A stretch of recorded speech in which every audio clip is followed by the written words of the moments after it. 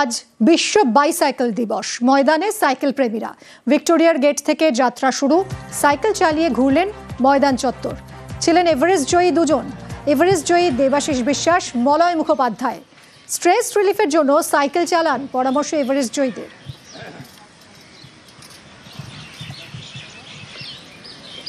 এই সাইকেলের প্যাডেল না আমাদের খুব স্ট্রেস রিলিফ দেয়। তো এই চারপাশে এত ছেলেমেয়েরা ইয়াং জেনারেশন মোবাইলে ডুবে যাচ্ছে, বিভিন্ন রকম তাদের কিছু পাওয়া কিছু না পাওয়া, অনেক হতাশা, সবাই একদম ইঁদুর রেসে নেমে পড়েছে। তো একটা বিরাট প্রেশারে কিন্তু বাচ্চারা থাকে।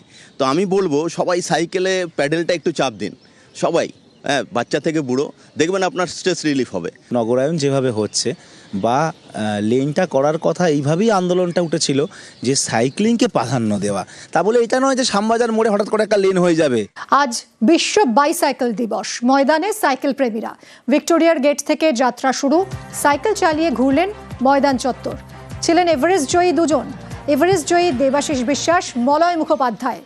স্ট্রেস রিলিফের জন্য সাইকেল চালান পরামর্শ এভারেস্ট জয়ীদের।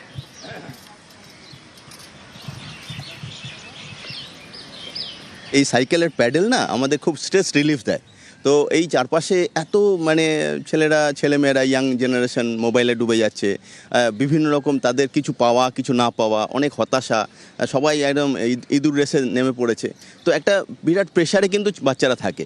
তো আমি বলবো সবাই সাইকেলে প্যাডেলটা একটু চাপ দিন, সবাই, বাচ্চা থেকে বুড়ো, দেখবেন আপনার স্ট্রেস রিলিফ হবে। নগরায়ন যেভাবে হচ্ছে বা লেনটা করার কথা, এইভাবেই আন্দোলনটা উঠেছিল যে সাইক্লিংকে প্রাধান্য দেওয়া। তা বলে এটা নয় যে শ্যামবাজার মোড়ে হঠাৎ করে একটা লেন হয়ে যাবে।